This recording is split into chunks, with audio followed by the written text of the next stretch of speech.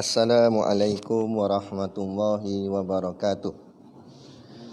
Ila hadrati sayyidina wa habibina wa syafi'ina Muhammadin sallallahu alaihi wasallam wa ila arwahi abaihi wa ikhwanihi minal anbiya'i wal mursalin salawatullahi wa salamuhu alaihi wa alaihim ajma'in wa ala ali kulli wa sahabati wal qarabati wat tabi'in wa tabi'i tabi'in bi ihsanin ila yaumiddin wa ila arwahi walidina wa muallimina wa zawil huquqi alaina ajma'in wa khususan ila hadrati Syekh Ibnu Aqil bisiril Fatihah.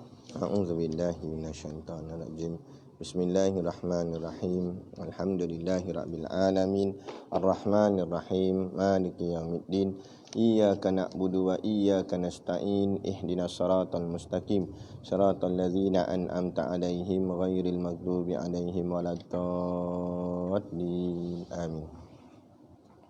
Bismillahirrahmanirrahim. Alhamdulillahi hamdan katsiran kama amar. Asyhadu an la ilaha illallah wahdahu la syarikalah wa asyhadu anna sayyidana wa nabiyyana Muhammadan abduhu wa rasuluh. Allahumma salli wa sallim wa barik ala sayyidina Muhammad wa ala alihi wa sahbihi ajma'in. Subhanaka la ilma lana illa ma 'allamtana innaka antal alimul hakim. Rabbi shrah li sadri wa yassir li amri wahlul 'uqdatam min lisani yafqahu qawli wa la haula wa la quwwata illa billahil aliyil azim. Amma ba'. Kita sambung pengajian kita muka surat yang ke-11. Qala al-muallifu rahimahullahu taala wa nafa'ana wa iyyakum bi ulumihi fid dharaini amin ya rabbal alamin. Kata pengarang kitab, tajuk kita pelajaran tauhid. Okey, baik. Tauhid ni asal perkataannya ahada ataupun wahid. Yang maknanya kita belajar bahasa Arab, wahid artinya satu, atau ahada dengan maknanya tunggal.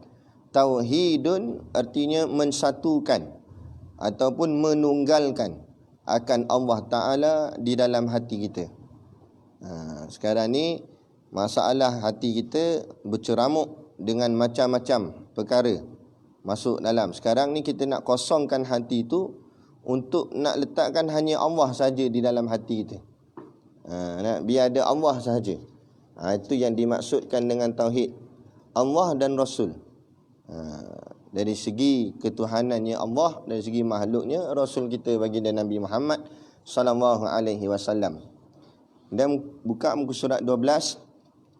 Sabda Rasulullah sallallahu alaihi wasallam, al-imanu an tu'mina billahi wa malaikatihi wa kutubihi wa rusulihi wal yaumil akhir wa tu'mina bil qadari khairihi wa syarrihi.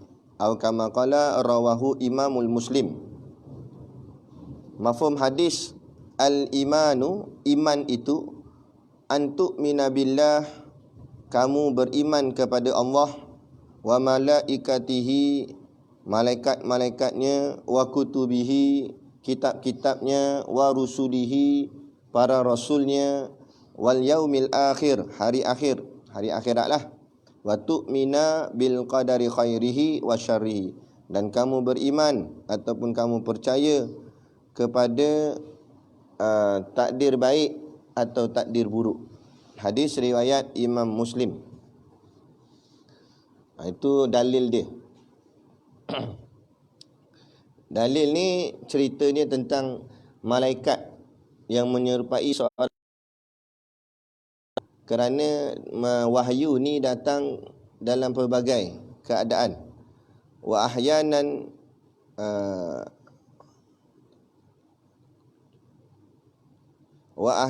yatamatsalu lil malaku rajulan fayukallimuni fa'ima yaqulu, kata Nabi. Dan terkadang datang malaikat menyerupai seorang laki-laki, fayukallimuni fa'ima yaqulu, lalu berbicara kepadaku, maka aku ikuti apa yang diucapkannya. Salah satu kaedah wahyu turun kepada Nabi melalui malaikat Jibril yang mengubah rupanya kepada rupa seorang laki-laki. Dikatakan seorang laki-laki itu rupanya berjubah putih, berserban putih. Jadi datang jumpa Nabi, terus duduk bersila di depan Nabi, kemudian dia bertanya soalan, apa itu Islam, apa itu iman, dan apa itu ihsan. Kata Nabi, orang yang bertanya lebih memahami daripada yang ditanya. Tapi Nabi jawab jugalah. Jadi bahagian iman, Nabi jawab yang macam dalam hadis ni. Hadis ni panjang. Ini kita ambil sebahagian saja. Jadi tajuk kita dalam masalah tauhid membicarakan tentang iman. Iman ni kita dah dibicara sebelum ni. Iman tu maknanya percaya. Iman ni asal perkataan amanah. Amanah artinya aman. Aman tu maknanya tenang. Kenapa boleh menjadi tenang? Kerana percaya. Bila kita percaya segala-galanya pada Allah, hati akan menjadi tenang, tenteram. Nafsu mutmainnah, nafsu yang tenang. Kerana apa? Macam Tok Guru kita bicara kuliah yang tadi. Bila dia yakin dalam bab rezeki, tak ada serabut lah dalam kepala. Yang kita jadi serabut dalam kepala ni sebab apa? Sebab iman kita tidak betul-betul bulat kepada Allah semata-mata. Kalau betul-betul bulat kepada Allah semata-mata, tidak ada yang merunsingkan kepala kita. Yang jadi serabut, runsing dan sebagainya, sebab berkecamuk benda macam-macam, serba tok nenek ada dalam hati ni. Yang itulah yang ni, macam masalah PKP ni kan. Mula pening kan, pening masalah kerja, tak ada duit, gaji tak masuk. Nak income tak ni, rezeki apa namalah, nikmat lah, apalah macam-macam. Dia sangka rezeki dia tak ada lah apa bahagian dia. Sebab selama ni dia nampak rezeki sebelum PKP ni, dia nampak rezeki tu usaha dia. Bila jadi PKP, usaha dia tak ada, dia sangka tak ada rezeki. Tu sebab tu masalah iman lah tu. Allah uji, datang corona ni, datang lockdown, PKP apa semua ni. Allah nak uji kita. Kalau kamu yakin rezeki daripada aku, datang PKP ke datang apa ke, tak ada masalah. Sebelum PKP kita pergi kerja, pergi cari duit apa semua, pun kita yakin Allah bagi rezeki. Bila datang PKP pun kita yakin Allah bagi rezeki. Cuma dari sudut zahirnya, angka tu mainan dalam hati kita tu. Jangan masukkan angka dalam hati kita. Masa kerja memang kita nampak 4 angka. Bila jadi macam ni, nampak 3 angka je. Itu angka ni ilusi je. Tak ada apa-apa dengan angka. Lepas tu, duit 100 kita koyak tengah, jadi berapa bang? Duit 100 duit keping, duit 100 keping, kita koyak tengah, jadi berapa? Jadi 1 juga. Duit 100 kita koyak tengah, jadi berapa nilai dia? Kosong lah, sebab dah koyak tengah. Tak ada apa-apa nilai lah, sebab dia kertas. Jadi mana angka dia? Angka tu bilangan saja yang digambarkan pada akal kita. Lepas tu kita pergi mesin ATM, dia tulis berapa banyak dalam tu. Dah duit banyak-banyak dalam tu. Tak banyak, mana dia ikut stok je. Tapi nilai tu ditulis, angka tu ditulis. Tak ada apa, dia hanya bahagian dunia. Yang kita jadi serabut tu sebab angka tu. Angka tu membohong kita, angka tu meracun kita. Jadi dia nampak semasa sebelum PKP dulu, angka dia dapat banyak lah. Bila dah jadi PKP gini, angka tak banyak dia dapat. Dia pandang ke angka. Tapi kalau pandang rezeki, nikmat datang daripada Allah, tak bicara masalah angka. Masa sebelum PKP boleh hidup, datang PKP pun tetap boleh hidup. Siapa yang boleh jamin bagi kita boleh hidup? Allah. Itu soal iman, itu soal percaya, soal keyakinan. Sebab itulah rentetan dia, iman itu percaya. Nak percaya, dia kena yakin. Nak yakin, dia kena kenal. Nak kenal, dia kena tahu. Nak tahu, dia kena ada ilmu. Jadi bila kita tengok susunan ni, tak lain tak bukan, untuk mendapat iman, untuk mendapat kepercayaan, dia mesti dimulai dengan ilmu. Mesti dengan mengaji. Bagaimana seseorang itu dia kata dia beriman sedangkan dia tidak mengaji? Jahil, ilmu tak ada. Ahasiban nasu ayyutraku ayyakulu amanna, kan? Tanun. Allah sebut dalam suratul Ankabut 29 ayat nombor 2. Allah kata apa? ahasiban nasu ay ahasiban nas. Ada kebanyakan manusia itu menyangka ayyutraku ayyakula. Dia menyangka bahawa Allah membiarkan, ayyutraku tu maknanya membiarkan. Ayyakula, membiarkan mereka berkata amanna, kami semua dah beriman. Amanna tu maknanya fi'il madi, maknanya kami telah beriman. Nah, adakah Allah akan biarkan mereka bahawa ya kami telah pun beriman? Wahum la yuftanun, sedangkan mereka semua belum lagi diuji. Ni ujian Allah datang, bawa wabak penyakit corona. Wabak tu satu hal, itu sekadar wabak. Kalau orang beriman dia tak nampak wabak ni menyusahkan dia. Wabak tak wabak, Allah nak uji iman. Mu semayang tak semayang, tak payah sembang lah, tak boleh semayang jemaah di masjid dan sebagainya. Kalau saat waktu aman tak ada wabak pun tak datang masjid juga. Lepas tu nak kecoh kita ni apasal tak boleh datang masjid, dan sebelum tu pun tak datang juga. Jadi Allah nak uji, kalau betul kamu ni taat pada aku, walaupun diperintahkan kawalan ketat tak boleh semayang berjemaah di masjid, kamu buat jemaah di rumah. Boleh? Tak ada masalah. Kalau orang memandang Allah tak ada masalah. Apa jua ujian yang datang tidak menjadi masalah pada dia.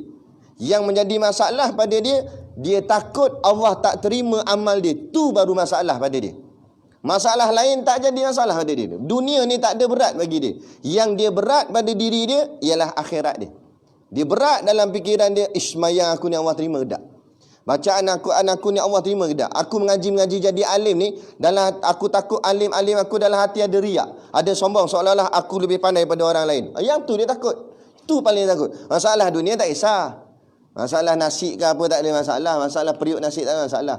Dia yakin Allah bagi rezeki. Kalau rezeki tak ada, maknanya ajalnya sudah sampai. Dah terletak, dah ditetapkan Allah di Lauh Mahfuz sampai mana had umur dia. Takkan berubah. Allah dah tetap dah. Tak ada apa. Itu semua kaitan mainan dia apa? Iman. Ustaz mengajar rata-rata masjid kuliah, nak bertahun-tahun kuliah, berjilid-jilid kitab khatam, semuanya berkisar tentang iman. Iman tu je. Tajuk asal dia iman je. Tapi berbagai-bagai keadaan untuk kita memahamkan apa makna iman yang sebenar. Tu yang kita berkali. Tapi itulah nak masuk payah. Jadi kita kena mengaji selalu. Dia lama-lama masuk. Ibarat hati kita ni macam batu yang keras. Adakah iman tu jenis yang lembut. Yang iman ni macam air, lembut dan sejuk. Macam mana air nak melekukkan batu? Jadi nak lekukkan batu boleh dengan jalan istiqamah. Air tu perlu dititik pada tempat yang sama secara berterusan. Tapi makan masa lah. Sebab tu dalam satu syair, dalam kitab apa, Ta'lim Muta'alim kalau tak silap, syairnya mengatakan, syair bahasa Arab lah, kita terjemah dalam bahasa Melayu, dia kata belajar ni tuli zaman. Tuli zaman artinya panjang masanya. Bukan dalam masa yang singkat untuk kita nak memahami satu-satu perkara. Lepas tu kadang-kadang orang netizen, orang awam ni, dia tanya soalan kepada golongan-golongan ustaz. Nak tanya soalan yang berkait dengan hati, berkait dengan soal keimanan dan sebagainya. Bukan dengan ustaz tu jawab hari tu terus dia faham, terus dia dapat. Kehidupan mengaji yang makan bertahun-tahun untuk memahami benda ni dengan jelas. Kadang-kadang ustaz yang menerangkan tu pun belum 100% sempurna lagi pemahaman dia. Mengambil masa seumur hidup kita sampai ke mati, kan? Barulah kita nampak benar-benar. Moga-mogalah, sebab tu kita nak kita mati dalam kesempurnaan iman. Itu yang dipanggil sebagai husnul khatimah. Mati yang baik. Itu iman. Secara ringkas untuk kita memahamkan apa tujuan kita belajar iman. Bila kita faham benda ni, baru kita bersungguh, baru kita nampak dia bernilai, kan? Macam budak kecil diberi duit 100 tadi yang koyak tadilah, tapi tak koyak lagi. Bagi kat dia, dia tak faham nilai 100 tu. Jadi dia buat tak kisah, dia baling-baling, dia buat roket lah macam-macam. Tak nak buat roket jahat. Dia buat lain, dia buat sampan. Jadi dia buat main lah sebab dia tak faham nilai 100. Tapi kalau bagi kat bapak dia, bagi kat abang dia, Abang dia kenal dah lah 100 tu apa. Dia, apa ni 100 ni buat main pula. Apa 100 pergi buat roket lah ni. Dia kata. Marah bapak dia. Tahu tak ni apa benda? Budak tu mana kerti apa? Kan? Bapak dia baru tahu. Sebab bapak dia faham, kenal erti nilai. Masalahnya nilai tu, nilai agama tu kita nak faham. Orang yang jahil, maka dia tak kenal nilai agama. Dia tak kenal nilai Islam, dia tak kenal nilai iman. Bila tak kenal nilai Islam, nilai iman, dia buat main lah dengan Islam tu. Dia buat main iman tu. Tapi orang yang kenal nilai Islam, dia kenal nilai iman, dia tak buat main. Dia akan sungguh-sungguh untuk dapatkan dia. Seperti mana orang yang bekerja, sungguh-sungguh untuk dapat 100-200 ringgit nak sehari, untuk nak dapat gaji sebulan. Kenapa sungguh-sungguh pergi kerja pagi-pagi lagi dalam gelap keluar dah. Start motor, start kereta, mengadak jam. Nak pergi kerja pula kena maki dengan bos. Tahan juga kerja. Nak tahan sampai ke petang balik pula jam lagi, penat pula. Allah, letih. Kenapa sanggup buat benda tu? Kenapa sanggup korban masa buat benda tu? Sebab duit punya pasal. Sebab dia kenal berapa nilai duit dalam kehidupan dia. Tapi tu mu baru kenal duit, mu belum kenal siapa yang beri duit. Kalau mu kenal siapa yang beri duit, lagi kamu bersungguh dalam mencari dia daripada mencari duit. Tapi inilah soal kenal. Sebab tu rentetan yang kita sebut tadi, iman membawa kepada percaya, percaya kepada yakin, yakin kepada kenal, kenal kepada tahu, tahu pada ilmu. Dengan mengaji ni lah kita start pada ilmu. Dengan mengaji lah menyebabkan kita jadi tahu. Macam ni lah kita mengaji ni, bila kita dengar alim ulama' berkata begini, baru kita kata, oh baru aku tahu. Dengan tahu itulah membawa pula kepada kenal. Mula kita tahu je, oh tahu yang mencipta semua ni adalah Allah. Membawa, bila pengetahuan kita makin meningkat, membawa kita lebih kenal. Tahu dengan kenal tak sama. Tahu baru dengar nama. Kenal dia kenal satu-satu, sifatnya macam mana apa semua. Tahu ni kalau ibaratnya macam orang baru masuk asrama, dia baru tahu kawan-kawan dia tu. Baru tahu nama je. Kenal perangai tak lagi. Dia baru masuk asrama, kawan dia tu baik dengan dia, rapat dengan dia. Dia baru tahu. Dia tak kenal. Lepas kenal baru tahu. Rupanya yang selalu hilang duit dia selalu hilang, kawan dia ni ambil. Baru kenal perangai dia. Tu baru nama kenal. Bila dah makan masa pengetahuan tu makin meningkat, dia akan membawa kepada kenal. Kenal tu dipanggil ma'rifah. Bila dah kenal, dia akan membawa kepada yakin. Dah kenal orang tu, dia yakin. Bila ada duit hilang, kita ada kes duit hilang ni, aku yakin sangat. Bukan orang lain yang rapat dengan aku tu lah ambil. Siapa yang yakin sangat? Aku kenal sangat dia siapa. Sebab apa kenal? Sebab rapat. Tu membawa pada yakin tadi. Yakin. Sebab dia dah kenal, dia akan yakin. Mula-mula kita baru masuk pondok, kita baru tahu je, oh ini namanya Ustaz Siddiq no. Baru tahu. Lama-lama kita mengaji dengan dia, kita ikut selalu dia apa semua, kita tahu hati budi dia macam mana, kita kenal dia. Dengan bila kita kenal Tok Guru tu, kenal sungguh-sungguh sifat dia macam mana, kesungguhan dia mengajar apa semua, jihad haraki dia, dengan kenal tadi membawa kita yakin pada dia. Kenapa hang ikut sangat Ustaz Siddiq ni? Aku yakin pada dia. Aku yakin dia boleh bawa aku pada syurga. Jalan dia bawa ni boleh membawa aku pada syurga. Aku yakin sungguh. Bila yakin tak lari dah. Itu dipanggil jazam, dia yakin. Bila yakin, dia akan membawa pada Bila percaya, Tok Guru habaq apa pun, kita angguk je. Betul tak? Tok Guru kata, belakang hutan ni ada rimau. Percaya kita? Percaya sebab yang kata tu Tok Guru. Nampak? Tu membawa pada percaya. Jadi bila dah sampai tahap percaya, logik ke tak logik, dalam kepala, angguk saja. Masuk dalam kepala, betul. Itu yang jadi pada Abu Bakar As-Siddiq. Sebab tu dipanggil dia As-Siddiq. Dia sentiasa membenarkan. Bila dah percaya, itulah namanya kesempurnaan iman. Itulah sebenar-benar iman yang betul-betul solid, bulat. Yang ni yang kita nak cuba buat ni pada diri kita. Bertengkus rumuslah kita. Macam kita Ikam sebut, berhari-hari kita berperang dengan iblis, dengan nafsu. Hari-hari untuk nak apa? Nak pertahankan iman ni. Iman ni ibarat emas, malah lebih hebat daripada emas. Bila kita ada emas, orang pakat nak berebut, orang nak rampas emas tu daripada kita. Kita kena pertahankan dia sungguh-sungguh. Biar tergolek macam mana pun, kita akan pertahankan daripada si perompak nafsu dan juga iblis untuk merompak iman kita. Yang ni yang kita berlawan tiap-tiap hari. Kendur bangkit balik. Lawan ni, nak jaga yang ni. Ini je lah tempoh masa kita hidup ni, nak jaga ni je. Dapat jaga ni betul-betul, faman wafa minkum, siapa yang mendapat keseluruhannya apa yang dimaknakan dengan menjaga iman ini, fa ajruhu 'ala Allah, kata Nabi, maka pahalanya ada pada Allah. Maka maksud pahalanya ada pada Allah, Allah akan memberikan ganjaran yang sangat lumayan kerana kesungguhannya dalam menjaga iman tadi. Amanah yang dipegang, Allah berikan di iman pada dia, pegang amanah iman ni sungguh-sungguh, maka gajinya cukup-cukup lumayan. Kita ni ibarat guard lah, Pak Guard. Tengok Pak Guard ni, walaupun nama dia Pak Guard, tapi tengok apa yang dia jaga. Lagi benda yang lagi power dia jaga, taraf guard dia tinggi. Kalau kita pergi bank, waktu van safeguard tu datang nak tukar duit, orang yang kerja safeguard tu Pak Guard jugalah, bawa shotgun. Lepas tu ada seorang lagi Pak Guard yang pakai baju putih, duduk depan pintu bank. Dia tu pun Pak Guard juga. Sama-sama Pak Guard, tapi level tak sama. Pak Guard dia jaga pintu bank, je sebab dia kadang-kadang tu ada guard shotgun, kadang-kadang tak ada shotgun, dia pakai cotanya. Tapi yang safeguard ni, level dia tinggi lagi pula. Sebab apa tinggi lagi? Sebab dia bawa duit tu masuk. Bank ni tadi dia jaga pintu je, guard ni tadi jaga pintu je. Makna itu yang bawa van, yang jaga bank negara, yang jaga kilang duit, kilang nak proses duit. Itu Pak Guard tu lagi tinggi. Lagi hebat. Sebab apa lagi hebat? Sebab yang dijaganya lagi hebat. Nampak? Sama juga. Kita nak menjaga apa? Kita nak jaga iman. Iman tu hebat tak hebat?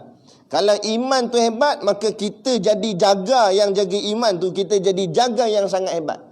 Tapi kalau kita jaga dunia kita, benda tu tak ada nilai apa. Jadi bagak bodoh je lah. Jadi jaga bodoh je lah. Apa ganjaran? Tak ada ganjaran. Gaji tak apa. Tapi sebab kita jaga iman, gajinya lumayan, Allah binakan untuk kita istana di dalam syurga nanti, insya-Allah. Mahal dia. Sebab apa mahal? Sebab dia jaga benda yang paling mahal. Maka gaji pun mahal. Jadi kita nak kena kenal nilai iman yang mahal ni. Bila kita nampak dia mahal, baru kita jaga dia. Kalau kita tak kenal dia mahal, kita tak jaga. Beza orang lelaki dengan orang apa? Orang lelaki minat apa? Minat apa? Minat perempuan? Memang dah. Takkan minat Burhan. Orang lelaki ni kebiasaannya dia minat motor, minat kereta. Biasa ni lah. Lalu masuk dalam bilik dia, tampar dalam luar almari kereta Ferrari. Buka almari tu duduk dalam pula Lamborghini. Tapi boleh main tampal je lah, beli tak boleh. Dia minat kereta, dia minat tengok kereta tu, Allah, lawa. Dia jadi minat sungguh. Kalau orang perempuan pula, dia minat kereta, tak minat. Bagilah, dia dapat kancil pun dia rasa macam Ferrari dah, orang perempuan. Dapat kancil sombong dah bawa. Sebab dia tak faham erti kereta. Yang dia minat barang kemas. Dia minat pinggan mangkuk. Dia dapat pinggan mangkuk made in Italy. Bangganya. Dapat gelang ni sembang, gini-gini goyang tangan. Sebab dia bangga. Orang lelaki dia tu tak ada. Orang lelaki dia tak faham erti yang mahal daripada Itali ni. Dia bagi dia yang mahalnya lauk atas tu. Pinggan tu macam mana tak kisah, bunga dia bentuk besar bentuk kecil, tak peduli. Jadi bila dia tak kenal erti pinggan ni, dia main campak je atas singki. Campak bini mengamuk, "Bang, campak apa tu made in Italy tu?" Itali tak Itali kata. Lauk tak sedap. Dia tak, sebab apa dia campak je pinggan tu. Dia sebab bini dia minat sangat pada pinggan tu. Maka bila minat, dia letak nilai dia tinggi. Orang tak minat, walaupun benda mahal, nilainya rendah. Dan orang perempuan pula, kita jaga sangat kereta kita. Kereta ni kumpul duit, berapa banyak duit gaji potong, nak beli kereta idaman kita. Jaga. Nampak ada habuk sikit je. Gosok. Nampak? Gosok. Nak basuh selalu. Tiba-tiba datang bini kita, dia letak beg Dia seret pula sak. Sak tu seret aneh hati. Ya, mengamuk bukan main. Tutup pintu tak payah cakap lah. Sampai kedai, kelepang. Tak boleh tutup kuat lagi. Marah. Padahal tutup pintu je. Sebab apa? Kita marah sangat. Sebab benda tu kita letak nilai dia tinggi, kita sayang. Orang perempuan dia letak. Dia tak kisah. Dia tak kisah. Ini anak parking. Dia rasa muat, gebung. Langgar tiang. Kita Allah. Dia alah sikit je bang. Dia bagi dia sikit, bagi kita habis aku. Nampak? Bagi kita besar, bagi dia sikit. Sebab apa? Perbezaan nilai tu. Sama juga. Orang yang nampak iman tu bernilai, Islam tu bernilai, calar sikit pun, habis iman aku rosak dah. Aduh. Habis Islam aku. Tapi orang yang tak meletakkan nilai iman dan nilai Islam tu tinggi, calar bala pun dia tak kisah. Orang kata jangan buat cakap begini ni, boleh jatuh kufur ni. Alah, aku gurau buat main je. Dia tak kisah. Tak iman tu tinggi, dia nampak macam benda tu boleh merosakkan iman, dia boleh kufur. Astagfirullahalazim, silap aku silap cakap. Cepat-cepat dia minta maaf sebab dia takut, sebab dia nampak nilai tinggi pada iman dan Islam. Jadi pandangan kita tu, sebab itulah namanya ilmu tauhid yang awal tadi ana sebut tadi. Tauhid menunggalkan, mengesakan Allah. Mengesakan Allah tu pada hati masing-masing. Bergantung pada kita macam mana kita mengesakan Allah. Macam mana kita membulatkan Allah dalam hati kita. Macam mana kita menunggalkan Allah dalam hati kita. Kalau kita buat lebih kurang, maka hasil pun lebih kurang. Kalau kita buat betul-betul bulat, maka menjadi bulat. Betul-betul bulat. Nak? Bila hati tu betul-betul bulat, macam bola yang betul-betul bulat, dia bebas nak golek ke mana pun. Tapi kalau bulatnya tak betul-betul bulat, ada sengit sikit, dia akan kona itu. Tapi kalau betul-betul bulat bola tu, kita letak dia bebas. Dia jadi hurrun, orang yang bebas. Macam yang Tok Guru sebut tadi. Al-abdu hurrun in qana. Al-abdu seorang hamba hurrun, menjadi merdeka, apabila qana, dia bersifat dengan sifat qanaah. Qanaah ni rasa cukup dengan apa yang ada. Apa yang ada dah cukup dah. Tak payah nak meminta-minta. Kalau dapat, ini kurniaan Allah. Adapun nak minta-minta barang orang lain, tamak ataupun cemburu dengan apa yang orang lain milik, tak ada dah. Apa yang aku ada cukuplah. Apa yang milik dia sekadar keperluan. Bukan sebagai satu menunjukkan kemewahan. Keperluan, nak pakai ini dia pakai untuk keperluan dia, supaya ada hujah dia di depan Allah. Kalau Allah tanya kenapa membeli benda ni, kenapa ada benda ni, untuk ini ya Allah, untuk ini ya Allah. Jangan sampai Allah tanya saja beli je, kan? Bila saja, walaupun benda tu halal, tetapi itu sudah masuk satu dalam hati kita, ada sifat tamak yang macam Tok Guru sebut tadi. Wal hurru, dan orang yang merdeka, abdun, menjadi hamba, in tamak, apabila dia bersifat dengan sifat tamak. Bila ada sifat tamak pada diri dia asalnya orang merdeka tapi jadi hamba. Hamba mana? Hamba kepada perkara yang dia tamakkan. Macam contohlah, anak dulu pun kita cakap-cakap pun kita terkena gak, kan? Mujurlah kita, sebab tu kita kena ada murabbi, iaitu tok guru kita. Bila dia akan selalu menasihati kita. Mula-mula dulu pun anak yelah orang cakap dah, kita mula-mula duduk pondok okey lagi. Bila dah keluar ni, bersahabat dengan macam-macam orang, lama-lama hati ni dia jadi gemar kepada melihat orang, kemewahan orang lain. Tengok orang lain pakai kereta hebat, Velfire, kita pun teringin dalam hati, aku pun boleh ni. Dari segi tengok income yang kita dapat pula, rasa mampu boleh pakai ni. Kita jadi akhirnya kita buat kerja ni, kita pergi macam Ana sendirilah, kita cerita diri kita. Kita pergi kuliah sana sini, dalam hati kita matlamat apa? Matlamat untuk menyampaikan dakwah Allah, ataupun matlamat kita nak target Velfire. Nampak? Akhirnya kita orang yang merdeka asalnya, tapi jadi hamba. Hamba apa? Hamba Velfire. Sebab kita buat kerja nak beli dia, tu jadi hamba dia. Jadi kita pun Allah, astagfirullah, silap aku lah. Jadi apa yang kita ada cukuplah, kan?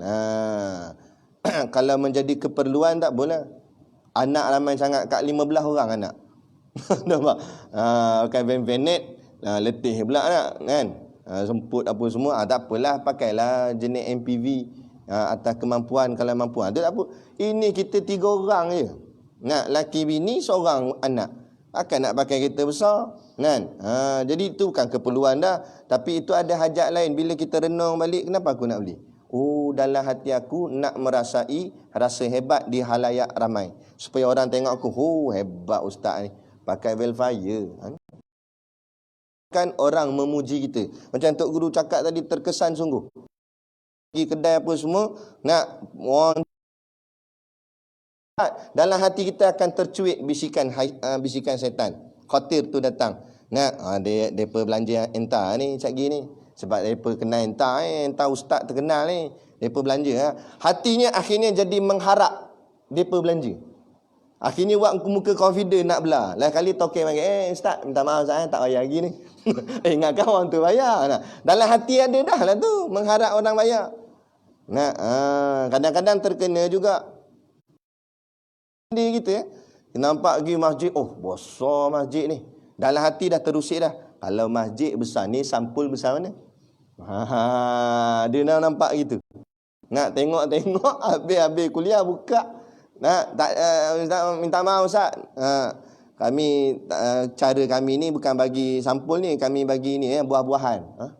Buah-buahan. Dia bagi dalam macam sagu hati tu. Ada buah pisang, buah apple. Kita buah ni aku nak masuk dalam tangki minyak. Nampak? Dia jadi habislah rosak hati. Jadi rosak hati. Pada Allah nak uji kita. Pernah tak terkena benda-benda macam tu? Kan? Kadang kita pergi tengok Allah surau, nak semput surau. Tiang sengit. Atak oco, dengar bunyi guru kelang kabut AJK turun bawah. Mana? Ambil mesin. Sebab takut lagi menitik air. Allah, kita dalam hati tak ada mood dah. Kata, baca lebih kurang je lah, jadi berhenti awal. 8.30 nanti lah. Hati jadi busuk lah. Sebab memandang, tengok-tengok Allah bagi makan. Layanan terbaik, sampul pula Allah tak sangka lebih daripada masjid besar lagi. Barulah orang cakap seolah-olah Allah memberi tamparan hebat pada kita. Termenung sekejap ini. Allah, apa aku anggap pada mereka ni? Tengok Allah bagi. Sebab kita nampak duit tu datang daripada mereka, bukan daripada Allah. Itu masalah hati. Ni kita cerita diri kita masing-masing. Jadi inilah selalu mengaji tentang bab keimanan ni, untuk nak bulatkan betul hati kita, biar dia akhirnya betul-betul bulat. Bila dah betul-betul bulat, macam bola tadi yang cakap, betul-betul bulat, dia free, nak golek ke mana pun dia boleh. Tapi selagi tak bulat, sengitlah golek kita tu, hati kita tu sengit lah. Jadi iman artinya percaya akan adanya Tuhan. Okey, jadi iman iaitu percaya, yang pokok dia lah, yang pokok dia percaya Tuhan tu ada. Percaya Tuhan tu ada baru membawa kepada yang lain. Bila Tuhan tu ada, rezeki kita pasti ada. Apa saja pasti ada pada. Kalau Tuhan tu ada, apa yang Allah nak tetapkan pada kita tetap akan ada. Kalau Allah takkan tak ada, kerana Allah lah yang menentu dan menentukan setiap sesuatu sama ada ataupun tak ada. Baru kita nampak pokok dia, pegang Allah itu ada dulu. Bila adanya Allah, baru datang yang lain-lain ni. Adanya rezeki, adanya ni. Jadi orang yang tak yakin rezeki, bukan dia tak yakin Allah tu ada, tapi dia jadi macam samar-samar. Iman dia tak mantap. Iman dia kejap terang, dia macam lampu bateri nak habis. Jap-jap terang, jap-jap malap. Jap-jap terang, jap-jap malap. Nak kena tepuk kelepang, buk terang. Kita ni nak kena tepuk lah ni. Lepas tu kita kena ada pengajian yang keras. Tu kan macam anak suka jenis tok-tok guru, ustaz-ustaz yang lantang suara, yang keras. Sebab dia nak tepuk kita. Kita ni macam TV lama. Dia kejap ada channel, ajak tak ada channel. Gitu. Pang gitu, puk, keluar terus. Kita jenis macam tu. Kita ni jenis kelepang sekali. Okey, baru nampak tok guru, baru nampak. Kena sekali baru nak ni. Tak apalah. Yang pentingnya kita nampak cara macam mana terserah pada Allah. Dan membenarkan bukan setakat percaya Allah tu ada tapi sangkal. Tak boleh. 2 poin. Pertama, percaya Allah tu ada dan membenarkan sekalian barang yang disampaikan oleh Rasulullah SAW. Itu 2 syarat dia. Pertama, percaya Allah tu ada. Yang kedua, membenarkan apa yang dibawa datang oleh baginda Nabi SAW. Sebab apa yang ni tak boleh tinggal? Sebab zaman sebelum Nabi lahir lagi, mereka ada di kalangan mereka yang percaya pada Allah. Mereka percaya Allah tu ada. Tuhan tu ada. Sebab tu tentera Abraha datang nak serang kota Kaabah. Macam Tok Guru cerita. Pakat lari habis naik ke bukit. Kemudian ditanya, kenapa lari ni? Aku serah kepada pemilik Kaabah, yakni Allah. Maknanya mereka tahu dah. Milik Kaabah tu Allah. Tahu dah. Maknanya mereka percaya dah pada Allah.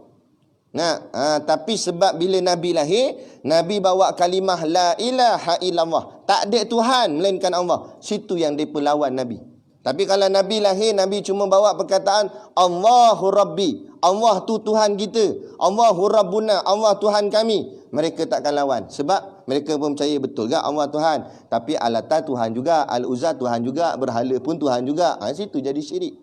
Syirik inilah yang kita nak sangkal. Macam syirik zaman moden kita hari ni, betul dah Allah Tuhan. Tapi duit pun penting juga. Tak ada duit mampus kita. Syirik lah tu. Yang memampuskan kita siapa? Kan duit. Allah. Allah yang menghidup dan matikan. Kan kita baca habis lepas semayang. La ilaha illallah wahdahu la syarikalah. Lahul mulku wa lahul hamdu. Yuhyi wa yumit. Yuhyi wa yumit, yang menghidupkan dan yang mematikan. Jangan baca saja, biar faham. Sebab tu dalam kitab-kitab amalan disuruh kita baca kalimah tu 10 kali. Biar terpasak dalam hati. Yakin yang menghidup dan mematikan Allah. Bukan duit, bukan apa-apa pun. Allah yang menjamin segala-galanya. Walaupun tak ada duit macam mana pun, kalau Allah kata hidup, tetap hidup. Bukan hidup dengan duit. Hidup dengan duit ni ajaran barat. Jangan kita tersalah. Yang ni yang dah ditanam dalam mentaliti masyarakat kita pada hari ni. Itu yang kejar dunia berpulun-pulun, bersungguh-sungguh kejar dunia. Yang ni kita nak betulkan balik masyarakat kita pada hari ni. Nak kerja-kerjalah, mu nak cari duit, carilah. Tapi biar nampak duit yang kamu dapat, rezeki yang kamu nikmat itu adalah datang daripada Allah, bukan daripada majikanmu, bukan daripada bosmu, bukan dari syarikatmu. Jadi kalau bukan datang, kalau dia nampak bukan datang daripada syarikat ataupun bos, kalau syarikatnya betul, bosnya betul, dia taat. Tapi kalau syarikatnya salah, bosnya salah, dia takkan taat. Kadang dia yakin rezeki milik Allah, bukan milik bos dia. Rezeki milik Allah. Allah yang bagi rezeki. Tapi kalau dia nampak duit yang dia dapat hari ni datang daripada bos dia, dari majikan dia, bos dia buat benda salah pun, nak macam mana ustaz?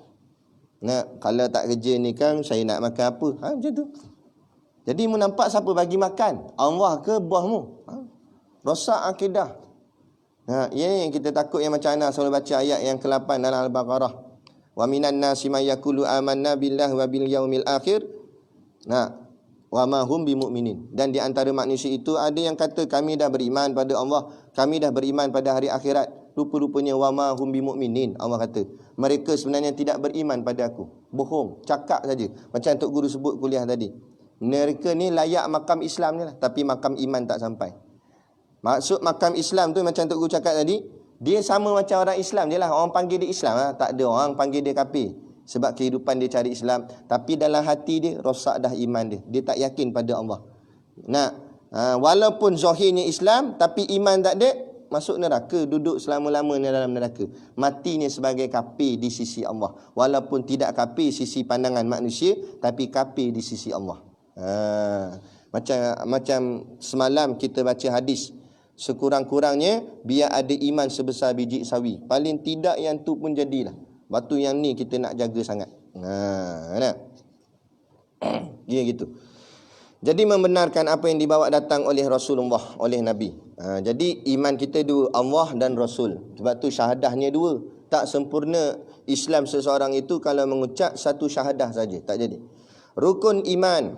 Rukun iman itu 6 perkara. Pertama, percayakan Allah. Kedua, percayakan malaikat. Mesti ikut urutan. Mula-mula percaya Allah. Dan percaya Allah, percaya kat malaikat Allah. Maksud percaya pada Allah, kenal Allah. Tu maksud percaya. Sebab manakan datang kepercayaan kalau tidak kenal. Macam kita cakap turutan tadi tu, iman, percaya, kenal, ilmu apa sebagainya tadi itulah, tahu. Jadi manakan datang nak percaya pada Allah kalau tak kenal Allah. Sebab itulah awal-awal kitab dibicara tentang sifat 20 untuk nak mendatangkan kenal kepada Allah. Bila dah kenal Allah, barulah membawa kepada percaya malaikat. Dan kata ulama, makna percaya malaikat ini, yakin malaikat tu ada dan mengenali malaikat. Mengenali malaikat mana? Malaikat terlampau banyak. Memadai, kata ulama, 10 malaikat yang disebut oleh Allah. Dalam ayat Quran dan hadis Nabi. Jadi 10 malaikat tu ingatlah, dan tugas-tugasnya. Malaikat Jibril buat apa, malaikat Israel buat apa, kenal. Yang ketiga, percayakan kitab-kitabnya. Kitab-kitab yang datang daripada Allah. Yakni Quran, Zabur, Taurat, Injil dan Mushaf. Apa yang penting 4 kitab tu. Zabur, Taurat, Injil, Quran. Percaya, maksud percaya 4 ni semua datang daripada Allah. Benar 4 kitab ni.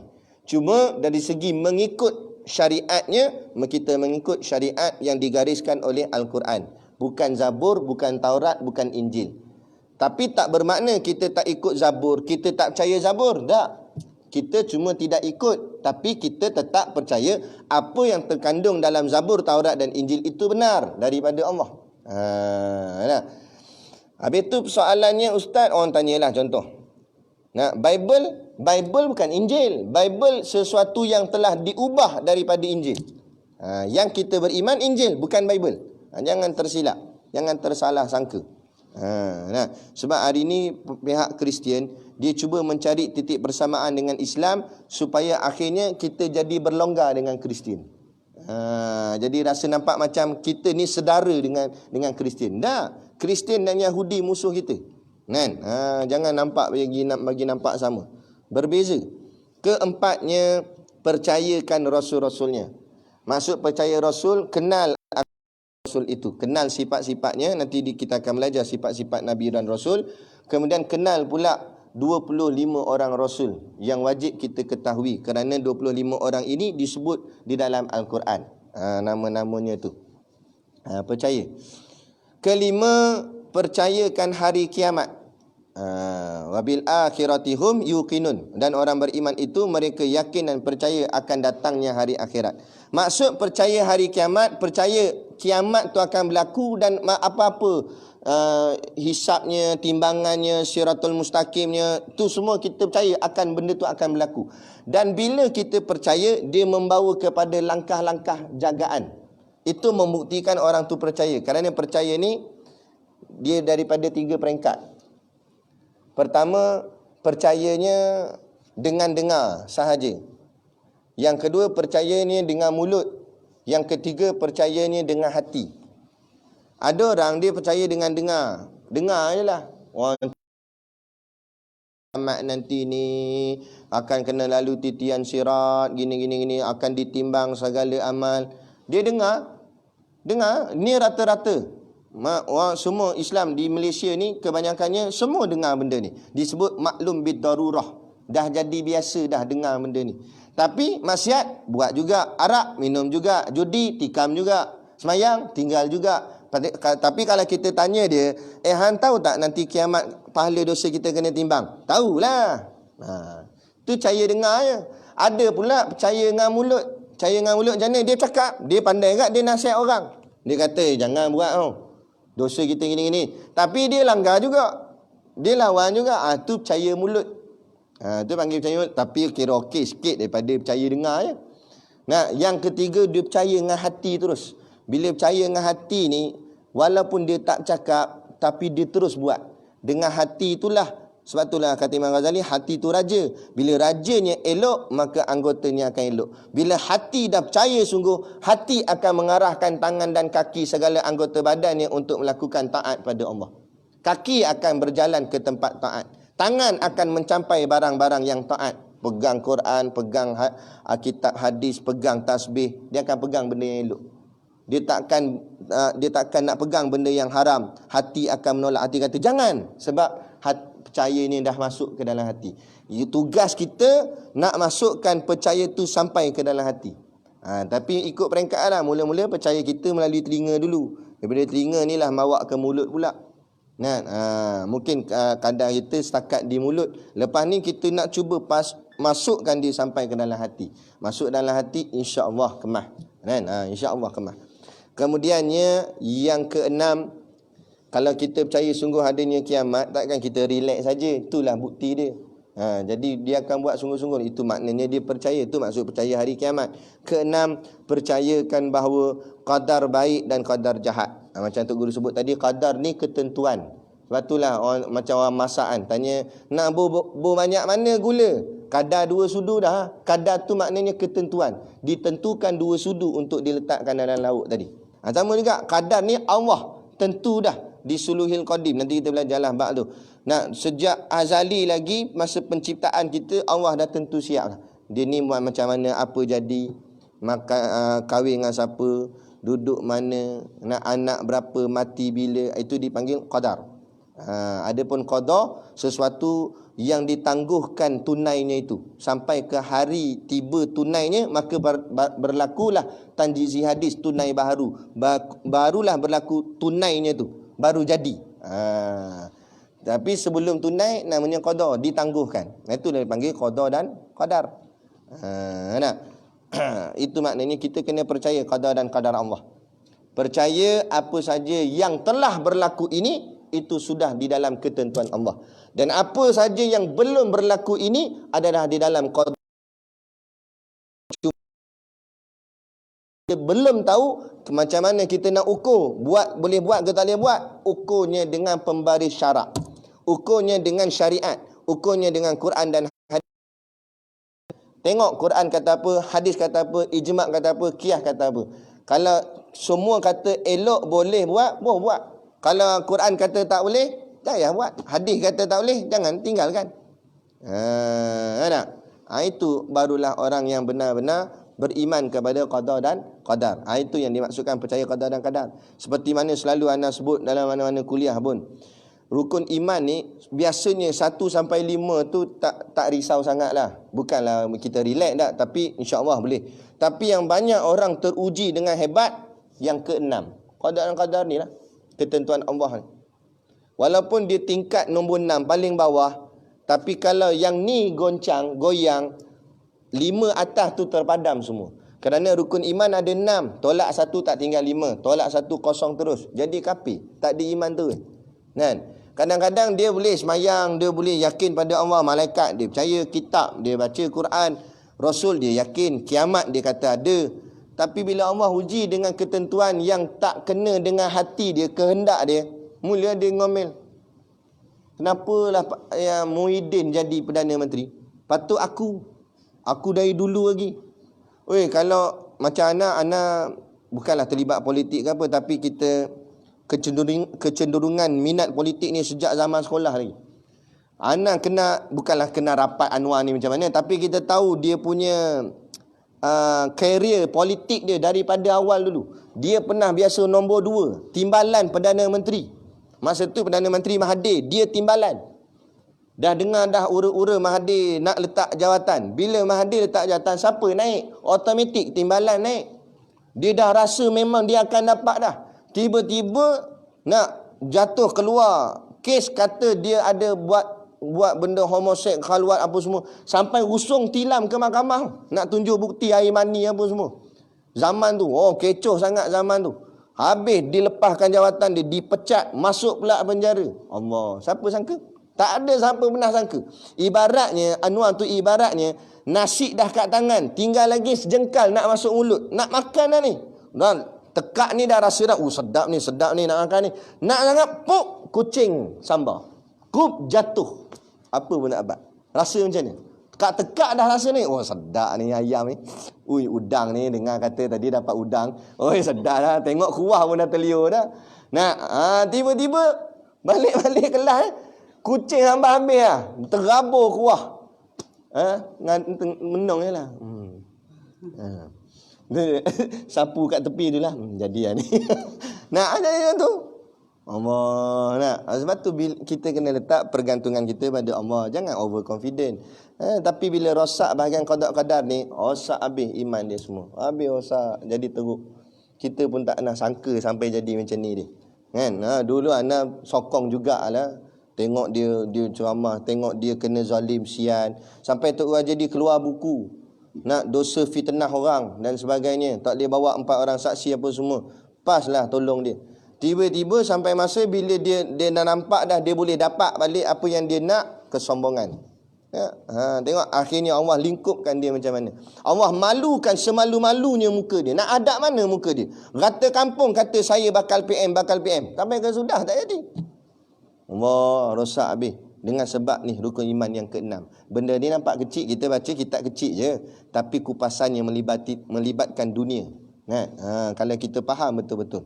Betul kalau kita tengok kan, antara orang yang baca kitab ni, Zadul Muta'alim ni, anda cek-cek dekat internet, Tok Guru Haji Salih. Allah, Tok Guru Haji Salih ni makam tinggi dah, ulama besar, Tok Guru besar, baca kitab kecil je. Walaupun dia baca kitab kecil, tapi hurai dia besar. Hurai dia masuk habis, merangkumi semua. Macam orang profesional lah. Dia profesional mandu bawa F1, dia biasa bawa F1. F1 tu dah memang macam kancil bagi dia.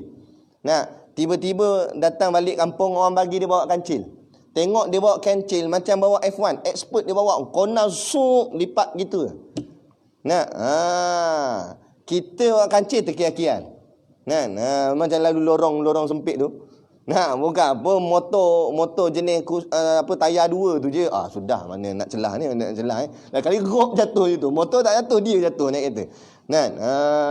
Nampak tak erti. Orang pro kalau bawa kereta kecil jadi pro.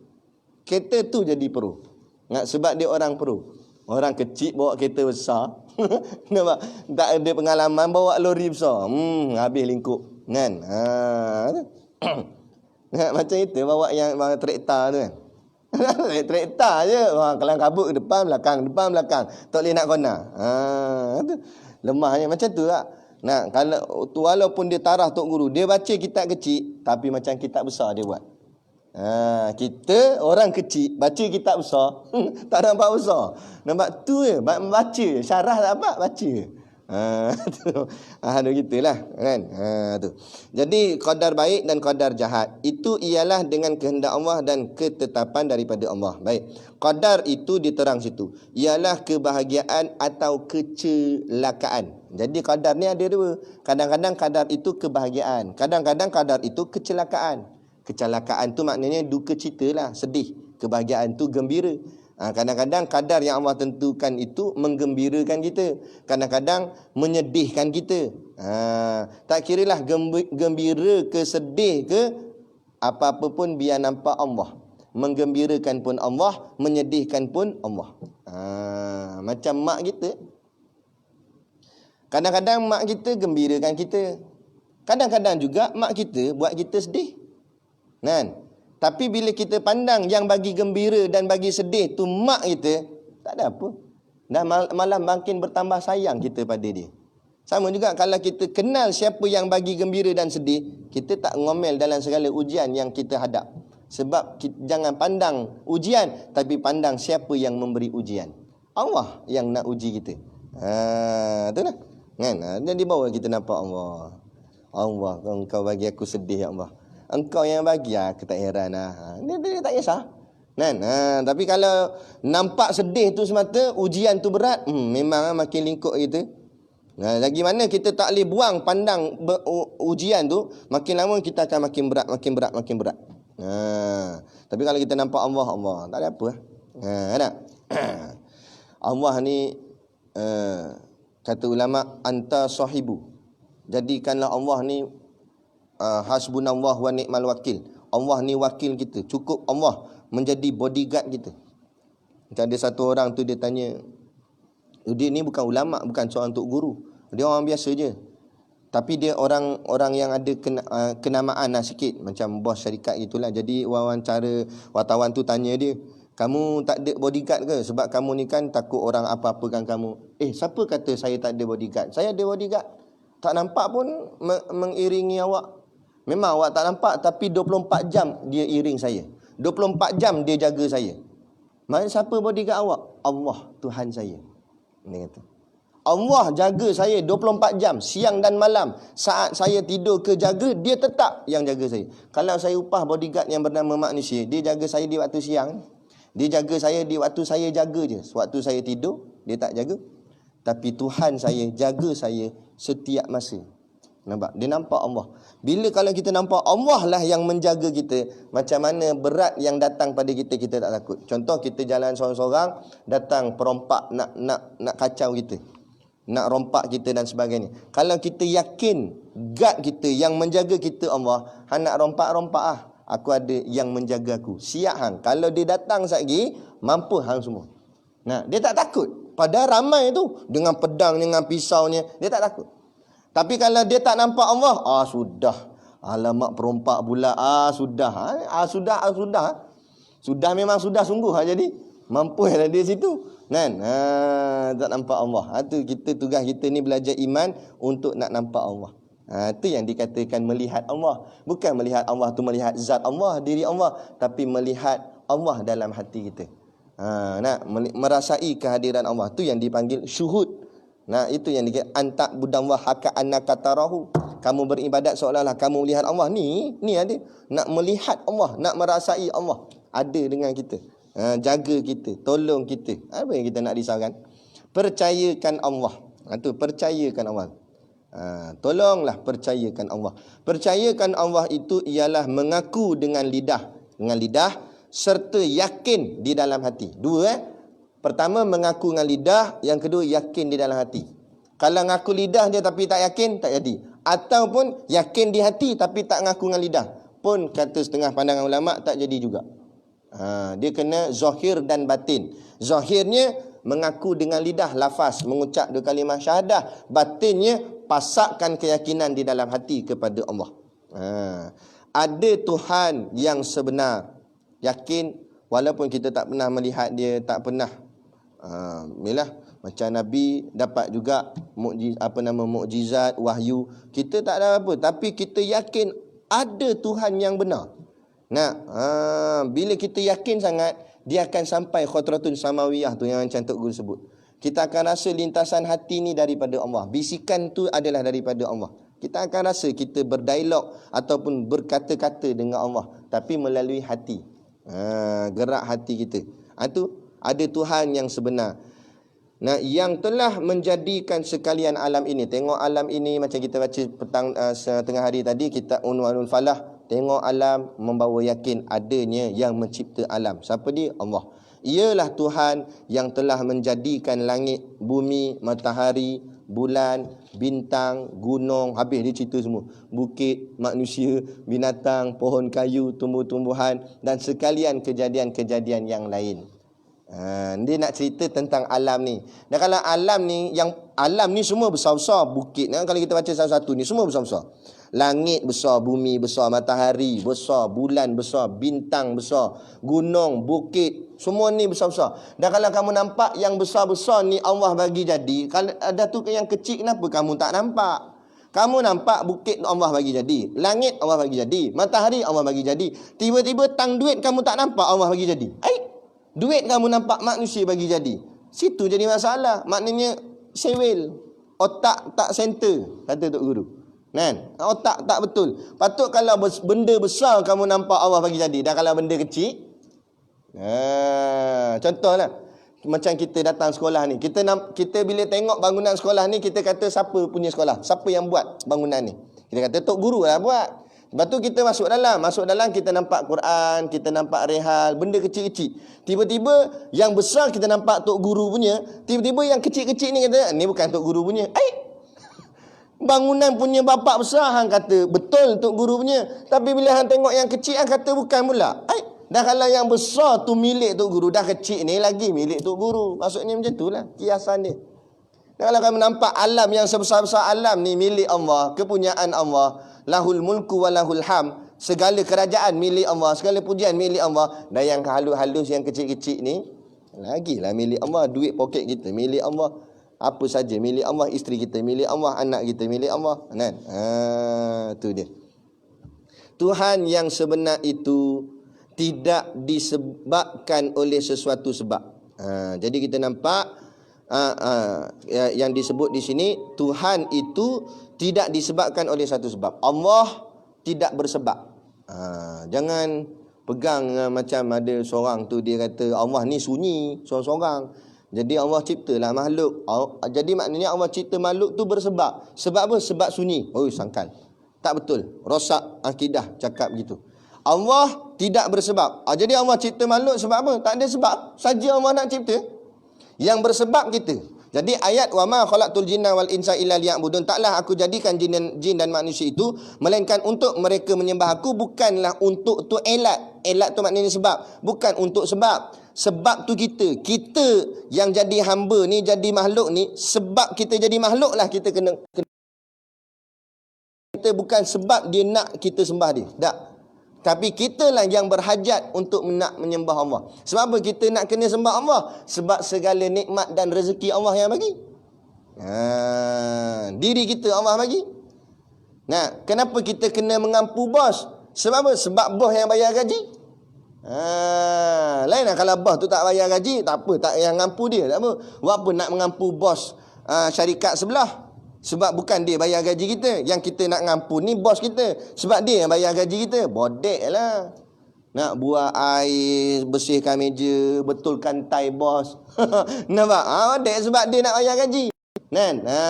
Ni kita ni, itu cerita hal dunia. Ni, kita nak bodek Allah Ta'ala. Macam mana bodek? Allah. Pas mayang, semayang. Pas mayang, semayang. Pas muka, semuka. Allah tengok ni, Allah, aku baca untuk engkau ya Allah. Lepas muka aku baca lagi untuk engkau. Bodek lah tu. Tak apa bodek Allah. Lagi Allah suka, lagi Allah suka. Bila dah Allah suka, nak segala milik Allah, Allah boleh bagi sajalah. Nah, sebab macam orang tu, dia bodek kuat bos. Kereta bos pun dia boleh pinjam. Sebab dah rapat. Itulah apa orang yang dipanggil arif billah. Ulama-ulama sufi, wali-wali Allah, digelar mereka ni arif billah. Sebab apa? Rapat dah sangat dengan Allah Ta'ala. Mereka sangat arif kepada Allah. Tu. Baik. Jadi tak ada sebab. Tidak ada yang menjadikannya. Tak ada siapa yang menjadikan Allah. Tapi Allah lah yang menjadikan setiap sesuatu. Bersifat dengan sifat kesempurnaan. Yang ni berulang-ulang kita cakap dalam banyak kitab. Nak pegang kemah-kemah. Allah bersifat dengan sifat kesempurnaan. Banyak orang menyangka Allah ni segala-galanya. Allah paling. Boleh nak kata paling tu. Tapi paling tu duduk pada kesempurnaan sahaja. Bukan maksud Allah lah paling baik. Betul. Lepas tu Allah juga paling jahat. Salah. Jahat bukan kesempurnaan. Jahat tu kekurangan. Maka bila bahagian kekurangan, itu bukan pada Allah.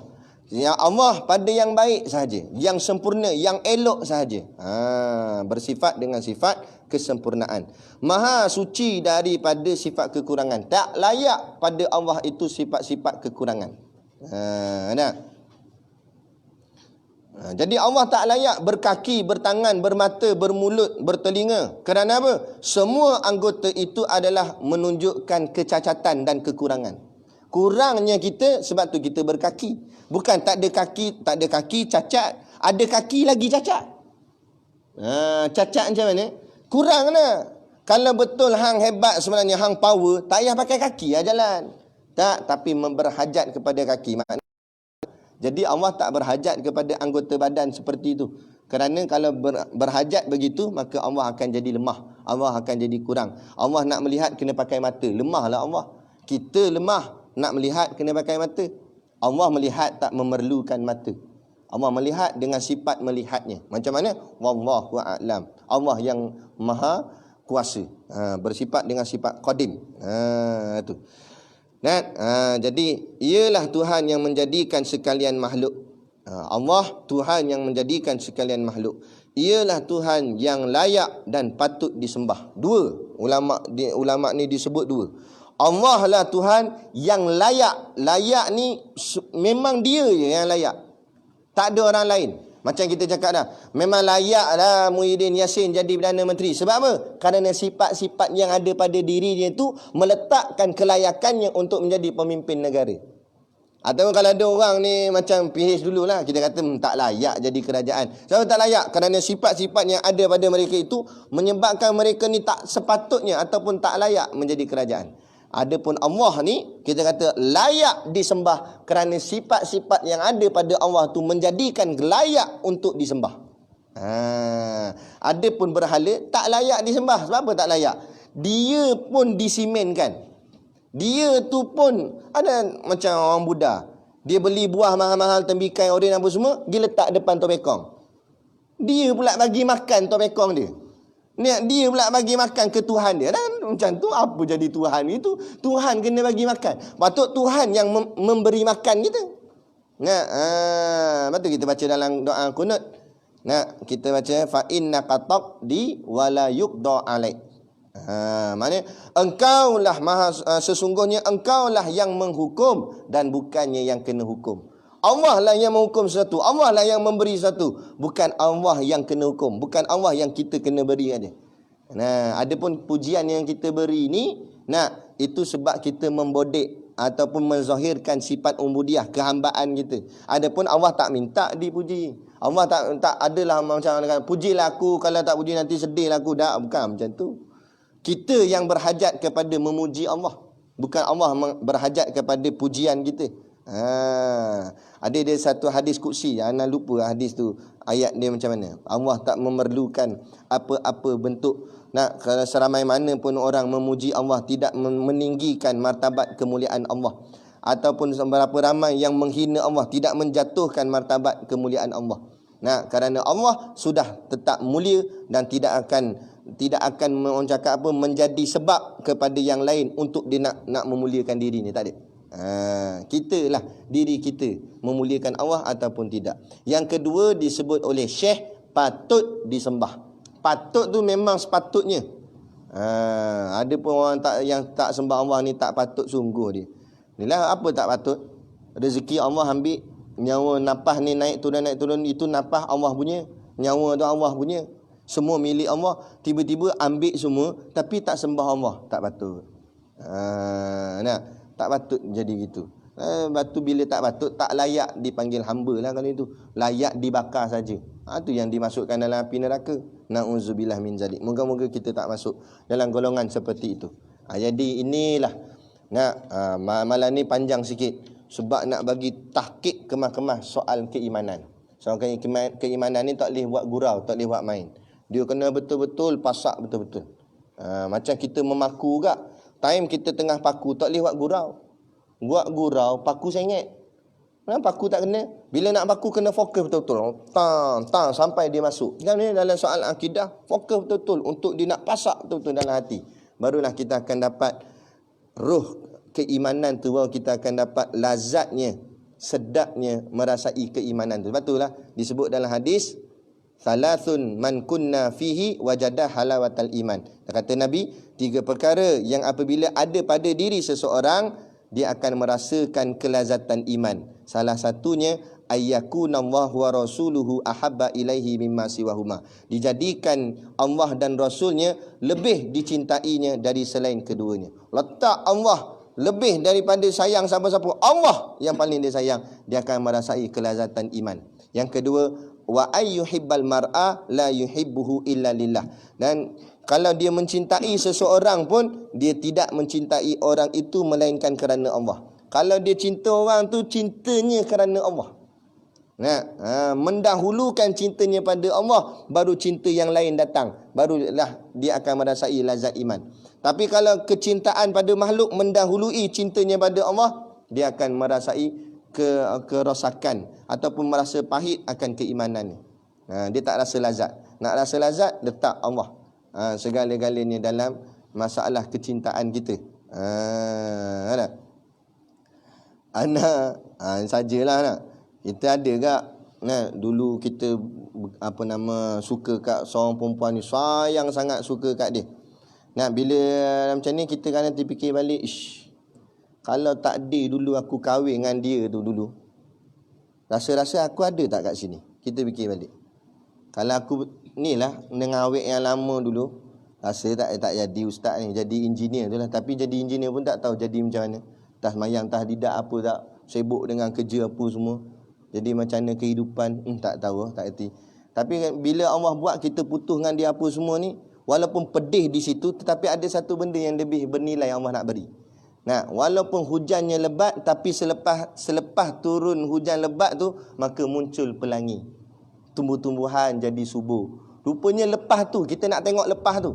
Walaupun pahitnya mula-mula tu, tapi lepas tu apa yang datang? Oh, rupanya Allah nak bagi aku jadi ustaz. Allah nak bagi aku duduk pondok. Allah nak bagi aku duduk bergaul dengan golongan orang-orang soleh. Nak dapat sembang untuk Guru Siddiq Noh, dapat sembang dengan ustaz-ustaz lain. Ustaz yang kita tengok kat TV, kita boleh sembang pula dengan dia. Tak sangka-sangka boleh jadi kawan dengan dia. Ustaz Jafri kan terkenal TV. Kita boleh sembang dengan dia, datang rumah dia, makan dengan dia. Aku duduk bahagian ni, Allah letak aku. Allah. Jadi kalau macam ni lah Allah nak bagi, macam mana pedih yang dulu pun sikit pun tak heran. Dia akan tenggelam kepedihan bila nampak nikmat yang lebih besar. Sebab tu orang beriman, sebab tu kata ulama, mati tu sakit, memang sakit, kata Tuan Guru Haji Rozaini. Nah, dia kata sakit, mati memang sakit. Tapi bila kecintaan, keimanannya kepada Allah begitu tinggi, maka pedih mati tu, sakit mati tu akan tenggelam kerana tingginya manis kepada Allah Ta'ala. Nak kecintaan kepada Allah lebih manis sehingga tenggelam benda yang menyakitkan, pahit tadi. Ada pun orang kafir mati sakit. Sebab apa? Sebab tidak ada kemanisan iman pada diri dia. Tu yang sakit sangat tu. Tu. Lepas tu yang ketiga, wa ay yakrahu ayyauda fil kufri kama yakrahu ayul qafinnar. Dan dia benci bila kembali kepada kekufuran seperti dia benci kalau dilempar ke dalam neraka. Orang yang benci nak balik kepada benda tak elok kerana dia takut dia akan dicampak dalam neraka, dia akan merasai kelazatan iman. Jadi kita, Allah dah tempatkan kita tempat yang baik macam ni. Ataupun hadirin yang dah tengok dalam online ni, dulu tak gemar tengok kuliah, sekarang dah gemar tengok kuliah. Maknanya Allah dah pindahkan makam kita kepada yang lebih baik. Jadi jangan kita terliur pula kepada benda yang dulu, yang merosakkan kita dulu. Jangan kita terliur nak jadi barang lama. Nak jaga betul-betul. Ujian orang mengaji pondok, ujian orang mengaji agama berat. Berapa ramai kita tengok kawan-kawan kita, bukan kita nak jelekkan mereka, tapi begitulah, kesian. Nah, dulu elok dah duduk pondok apa berzikir kuat-kuat la ilaha illallah, sekarang jadi karaoke pula kuat. Balik habis. Nah, dia pula add kita dalam Facebook. Kita dapatlah tengok dia. Allah siap, ada yang berantai, ada yang tindik telinga ada. Tapi background tu background pondok dulu. Apa jadi begitu?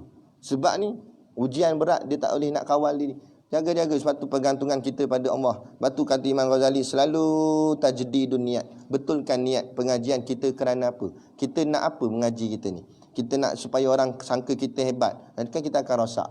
Nah, jangan ada matlamat lain melainkan matlamat kita hanya betul-betul kita nak jadi hamba Allah. Aku duduk pondok bukan aku nak jadi hebat-hebat ke apa. Aku cuma nak hebat di mata Allah. Aku nak hebat di sisi Allah. Aku cuma nak jadi seorang hamba Allah yang betul-betul sebagai hamba. Kita nak bulatkannya itu. Kita nak betul-betul berkhidmat kepada Allah. InsyaAllah kita akan jadi elok. Tapi kalau kita ada cita-cita lain, aku nak jadi macam ustaz tu famous, nanti esok aku jadi famous lah, habis rosak. Kita takkan jadi seorang hamba yang tunduk pada Allah, tapi kita tunduk kepada populariti. Macam tadilah ayat tamak tadi kita baca tadi tu. Jadi kita berhenti setakat ni. Kita akan sambung sifat-sifat yang wajib bagi Allah. Kemudian ada soalan, kita jawab dengan ringkas lah. Lauk udang kita pun nanti sejuk kan. Kita habis dah. Kita berhenti sini. Kemudian kita soalan dia mana? Borang mana Ustaz sini? Assalamualaikum Ustaz, seorang wanita ni keguguran setelah 5 bulan mengandung. Seorang perempuan dia mengandung sampai 5 bulan gugur. Jadi sepatutnya 9 bulan, tapi ni tak habis, sampai 5 bulan gugur. Selalunya kalau dah 5 bulan, jasad tu dah jadi dah, jasad tu dah bentuk. Ada setengah pandangan kata ruh pun dah mula masuk. Wallahu alam lah. apakah darah yang keluar itu dikira darah nifas? Jadi bila gugur tu kan keluar darah. Jadi darah tu adakah dikira darah nifas? Jawapannya ya, memang darah nifas. Kerana darah nifas itu dikategorikan oleh ulama darah yang keluar sekali dengan budak tu keluar. Sama ada hidup ke mati, budak tu keluar, darah tu keluar, ada nifas. Darah yang bukan semasa baca kitab fiqh betul-betul dia kata selepas. Kalau kitab lama dia kata kemudian. Darah yang keluar selepas budak tu keluar. Mana lepas budak tu keluar, darah pun keluar. Itu darah nifas tu. Jadi bila darah nifas, ada hukum bahagian nifas. 60 apa nama tu? 60 hari. Kan? Paling maksimum dan sebagainya. Itu kena kira, itulah, itu bicara dia nanti dalam bab kita ni. Jadi nampak gayanya tarawih kita memang kat rumah je lah. Nampak gayanya Ramadan tahun ni masih lagi duduk dalam kawalan pergerakan lah.